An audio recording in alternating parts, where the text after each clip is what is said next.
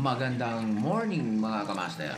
Alright, so kung nakikita nyo ay probinsya ito mga kamaster. So dumayo kami ng Pililla Rizal para sa isang error code na naman, E201 2.0. Alright. So ito yung mga kamaster, Samsung na airport na nagkaroon ng error na E201. Meron na tayong naging video nito na katulad nito mga kamaster, at ito nga, makikita nyo yung part 1 at ang part 2 ng ating video. Pinagsabay ko para makita natin at iisa lang ang mga pinalitan natin dito mga kamaster.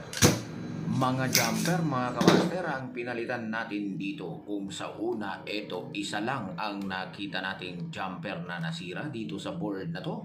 Dito sa pangalawa nating ginawa mga kamaster, madami ang pinalitan natin. At para makasigurong okay ang ating ginawa, pinalitan na rin natin ng mga may kalawang. So eto yung mga yun mga kamaster. 1, 2, 3, hindi lang isa, hindi lang dalawa, kundi 4 mga kamaster. Alright, so yan ang nangyari at gamit nga yung ating vacuum pump, natanggal natin yan.